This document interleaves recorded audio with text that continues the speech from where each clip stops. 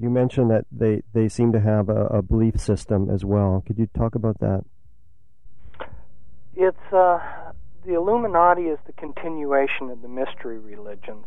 As someone who becomes an adept of the Illuminati, they have to learn a whole series of paths. They give the different types of occult knowledge names from the 12 apostles of Judas, plus the 13th is called the Holy Grail. So, as these men and women become very skilled in occult knowledge, and I'm not sure how much I should go into that, but I guess what I'm trying to say is that they'll be trained in alchemy, they'll be trained in Indian sorcery, they'll be trained in Druidism, Enochian magic, Gnosticism, Hermetic magic, Kabbalism, Plato, Sufism. They'll know all the different branches of occultism. You've got different levels that people operate within the Illuminati. There's the anarchy level, which is your common witchcraft covens, and then you got your hierarchy level. And on the anarchy level, there are thousands and thousands of covens. In fact, I have listed the addresses and the names of hundreds of these in one of my book of these covens. These covens are very eclectic. They can have their own traditions, their own rituals. There's a wide variety of practices on the anarchy level. In fact, that's what it looks like, is total anarchy. One doesn't see any connection. If you're programmed to multiple, you can function at many different levels, and you can have one personality that's in this coven, and another personality that's in that coven, and this personality that's in the Masonic Lodge, and this personality that participates in this hierarchy ceremony, and another personality that participates in another satanic ritual. It's very broken up. So one of the reasons why it's not easy to answer your question is basically everything we understood about human behavior and how to gauge or judge people is obsolete, because the mind control, by creating programmed multiple personalities, has made all of our ways of judging people obsolete. And so a person within the Illuminati, the supreme goal of somebody in the Illuminati is to balance their good deeds with their bad deeds. They're dualists. They're Luciferians at the highest level. And that's why your greatest philanthropist will very often be your highest ranking Satanist, because what they're trying to do with their philanthropy, which a lot of their philanthropy is self-serving, when you actually look at it, it's not as generous as it appears at first. But they're trying to do good deeds and then balance those with their bad deeds, because they believe in balance in their religion. It's a Gnostic Luciferianism. Now, I'd like to talk about the mind control that the Illuminati have used and the techniques therein. What is your understanding of how they have used mind control, and what form of mind control? The word that I like to use is total mind control, because it totally controls the person's body, soul, and spirit. And the common person out there has never really imagined that something so all-encompassing or so horrendous or so totally powerful as even exists. And when I say mind control, some people think, oh, television, yeah, or they think, oh, yeah, subliminals.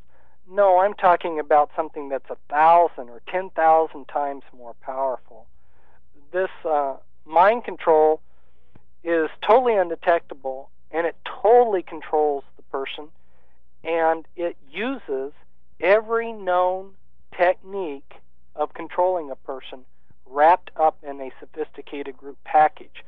And you have 100 techniques wrapped up together like that. You make a package deal that totally locks the victim in to the control. So can you talk about some of these techniques individually and how they were used as the group package? Yeah.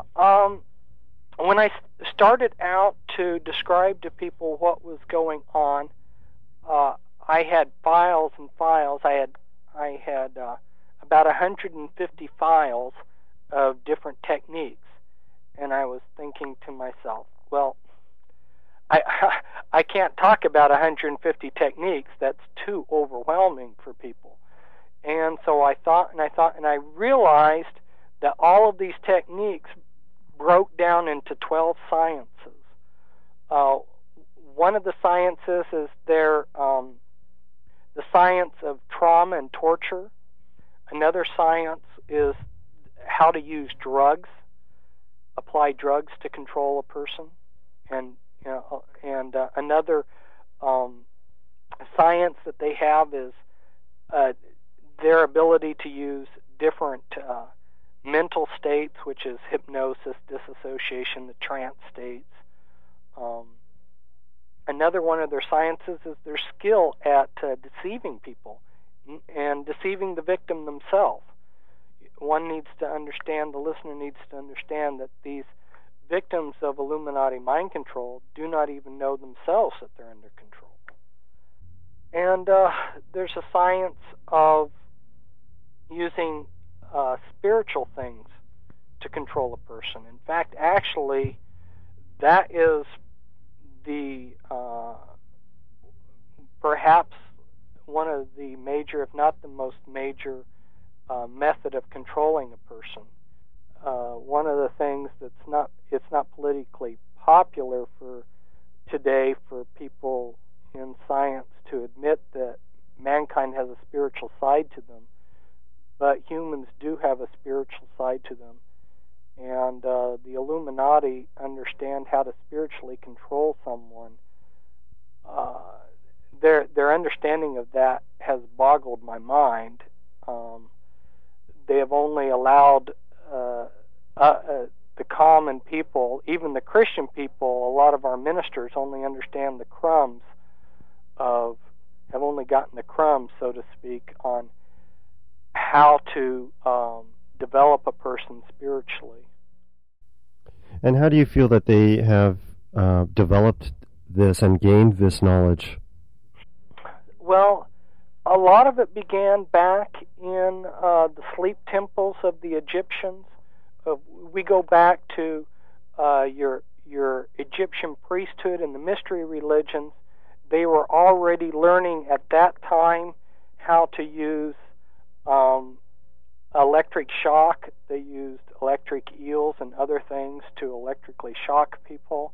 They had already started to learn the use of drugs and herbs to create altered states and to control people. These were secrets, though, that were very closely guarded by these Illuminati families and their mystery religion priesthoods. But they continued to develop these over the centuries. They want the traumatization to begin very early on because they want somebody who can trance out and disassociate from the pain. So you're probably familiar, and the listeners are probably familiar with the Indian fakers, the holy men in India who can walk on coals and stick pins in them and sleep on beds of nails. Well, this actually happens. Well, how does it happen? It's because they are able to disassociate and go into a trance state. And that's an altered state. The Illuminati want to create individuals who are able to disassociate very well, because that's part of the requirement to have the ability to become a multiple personality. And that is the purpose of the traumatization, is to create that dissociation? Yeah, that's one of the purposes. And what is the what is the importance of dissociation then within the total mind control? It's extremely important. You'll hear a lot in recent times about electronic mind control, and that's being used to divert people away from the more important issue of multiple personality disorder, or DID.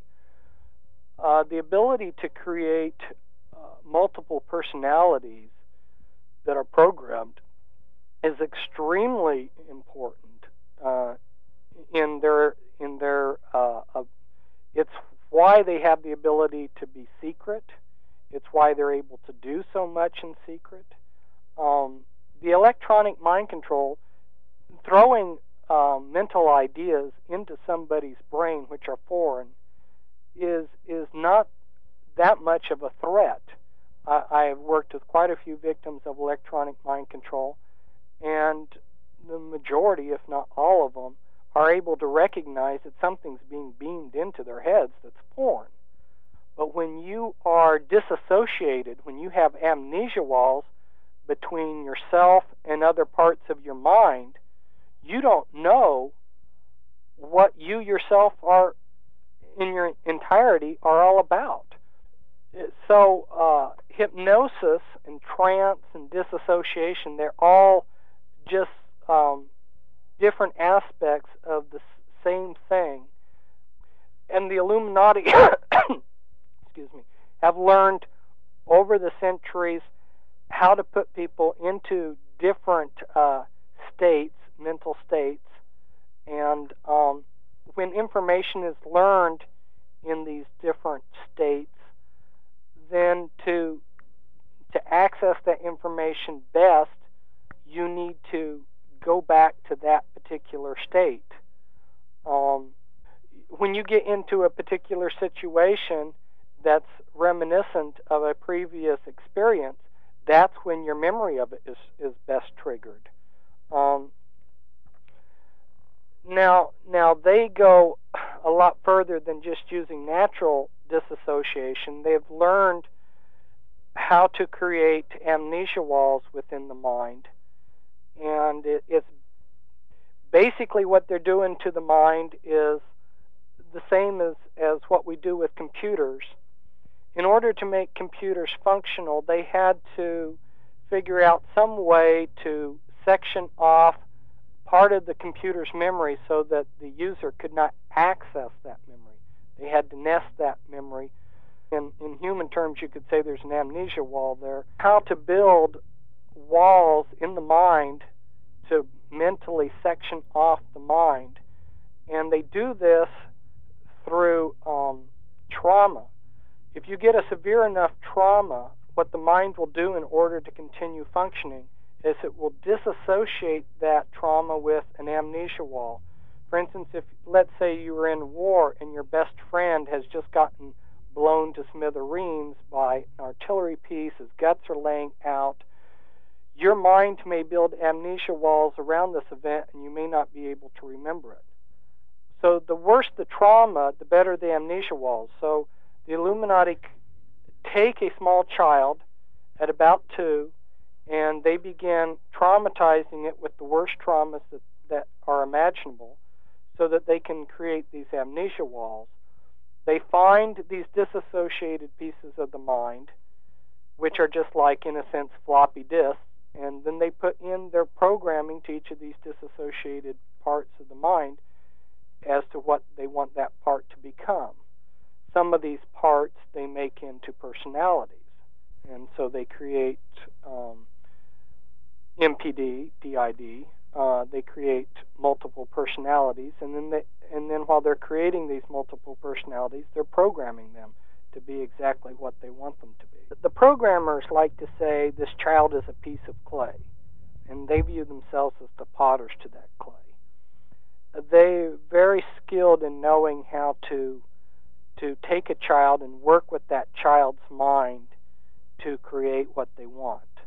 You've got researchers like Hans Eisnick, who happened to have been born in Germany but left Germany. But anyway, and you've got other researchers too that have studied how your average evoked potentials that the brain, these are brain waves, your average evoked potentials of the brain waves.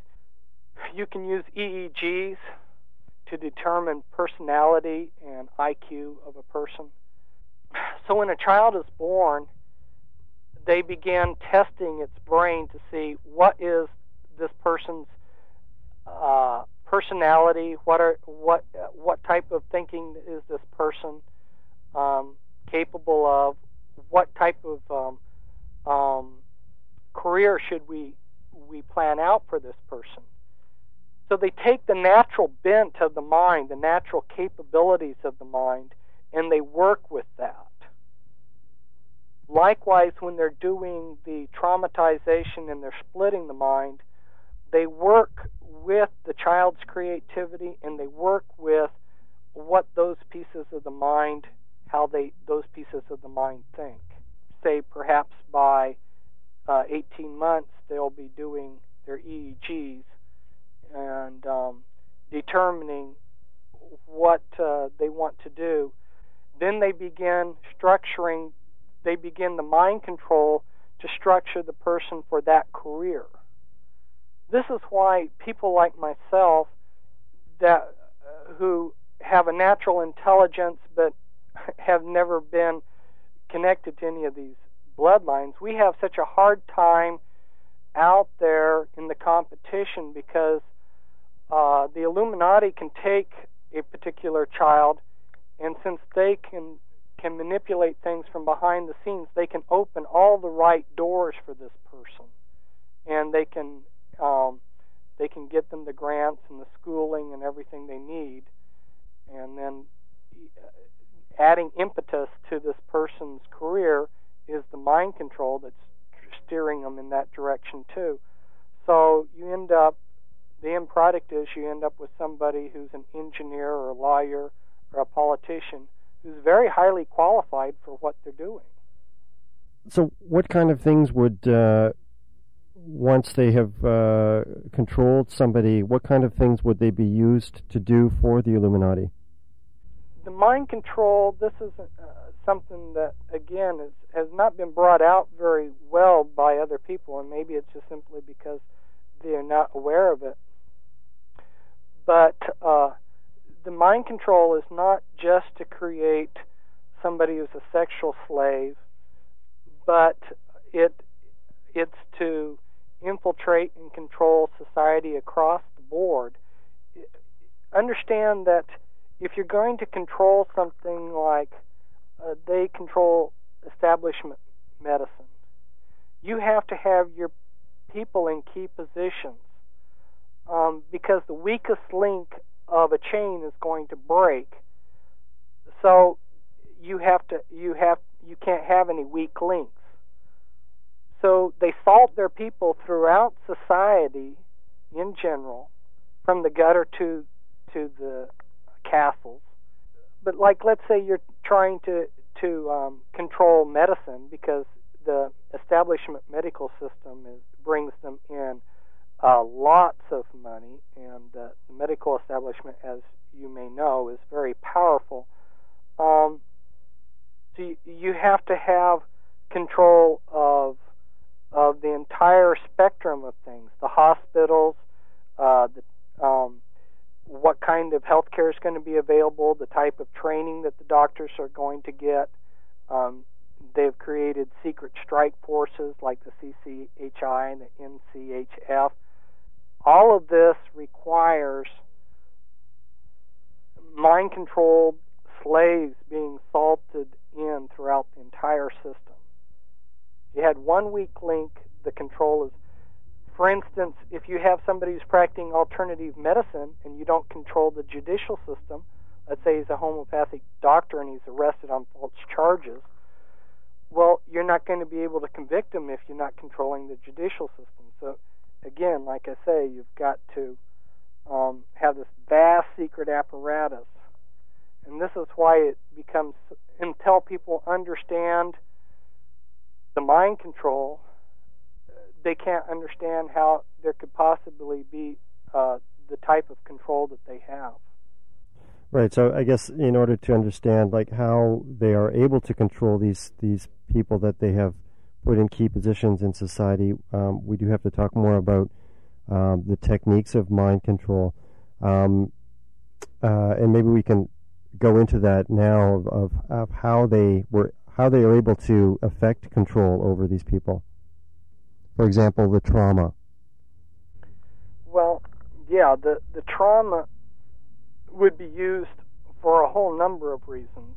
When you traumatize somebody, where you traumatize them to the point where they almost die, or actually, to be more specific, they actually do kill these people, but they know exactly how many seconds they can allow them to be killed and still bring them back to life. So they manipulate near-death experiences. They have that down to a science.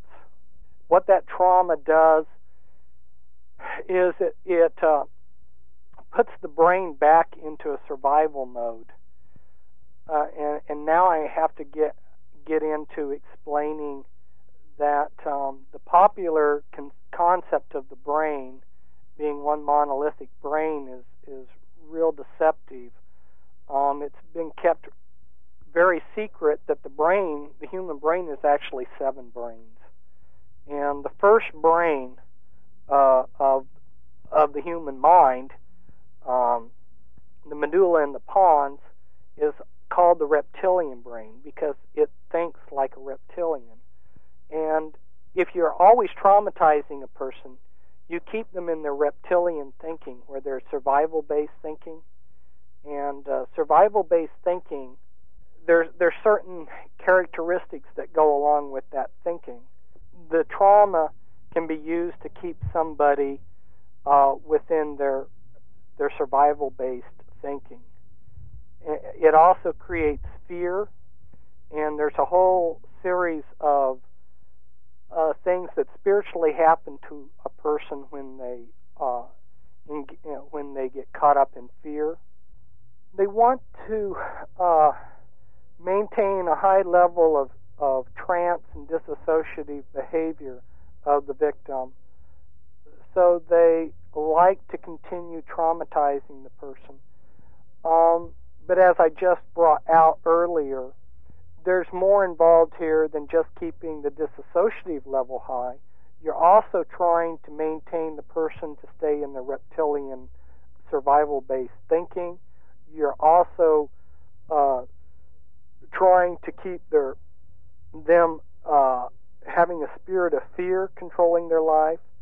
The parents of the children that are being programmed are secretly trained in how to abuse their children so that they can help keep their children very dissociative.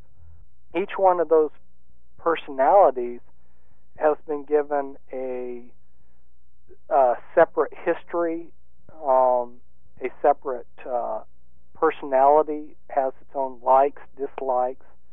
And what you've done is you've turned what was one person into a whole city of people. And the only way that the mind of the slave can function is if it relies upon the master to give it some stability. Imagine if your mind was a whole series of competing persons, each with their own ideas and likes and dislikes. The only way to bring some order out of the chaos would be to have some controlling entity controlling that chaos.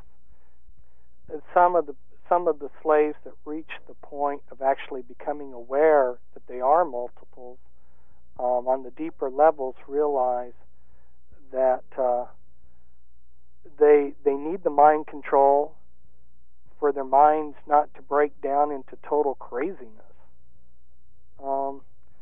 Another way of looking at it is is what the Illuminati are doing are creating controlled insanity, in that for these victims of the mind control to endure the horrific trauma that's given to them, they have to isolate their memories of that trauma, and the parts of the mind that have to pick up some of that trauma, some of those parts in essence, and if those walls of disassociation break down, then the other parts of the mind are going to have to deal with a lot of garbage. Well, why do you think they needed so many identities to be put in place? Well, if you're going to invest the time to create a robot, you want to build in as many capabilities into that robot as possible, and you want to compartmentalize everything so everything's secret.